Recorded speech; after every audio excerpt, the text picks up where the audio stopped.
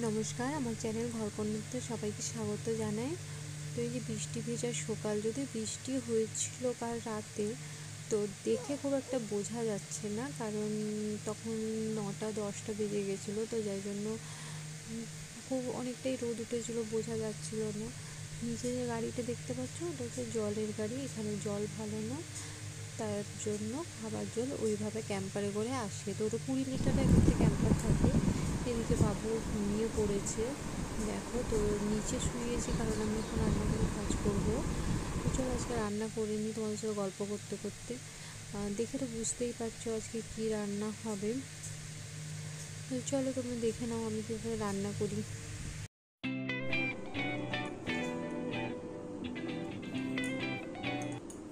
এই যে দেখতে পাচ্ছ মাংসটিতে আমি ধুয়ে নুন হলুদ মাখিয়ে নিচ্ছি এবং এটি কুকারে দিয়ে দেবো। 4-5টা সিটি ফেলে নেবো মিডিয়াম আঁচে।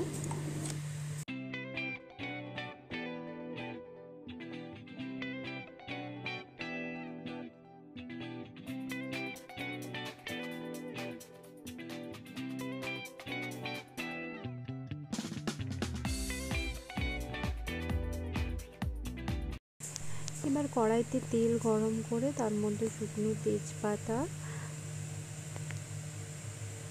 এবং এই যে দেখছো গোটা গরম মশলা ও এলাচ আর গোটা জিরে দিয়ে দেব। তোমাদের কার কার মটন খেতে ভালো লাগে জানিও, আমার তো বেশ ভালোই লাগে। আর জানো তো এখানে দামটাও অনেকটাই কম, মানে আমাদের ওদিকে তুলনায় অনেকটাই কম।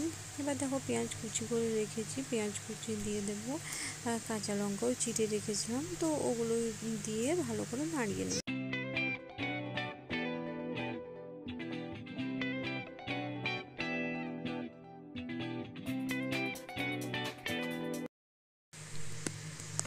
এবার দেখো পেঁয়াজ লাল লাল করে ভাজা হয়ে গেছে, এর মধ্যে আদা রসুন বাটা দিয়ে ভালো করে মশলাটা ভেজে নেব।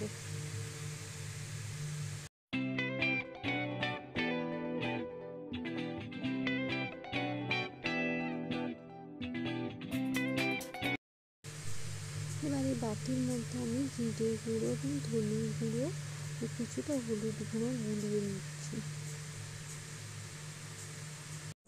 এবার কড়াইয়ের মধ্যে ওটা দিয়ে দিলাম। তো দেখো মশলাটা ফুটতে শুরু করেছিল, এরপর আমি সেদ্ধ হওয়া খাসির মাংসটি ঢেলে দিয়েছি কড়াইতে।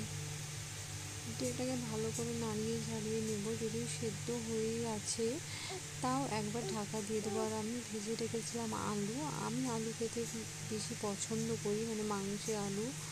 তো বাড়িতে খুব একটা পছন্দ করে না, তাই কমই দিয়েছিলাম। এবার দেখো ফুটতে শুরু করেছে, তো হয়ে গেছে, সেদ্ধ তো আগের থেকে হয়েই ছিল।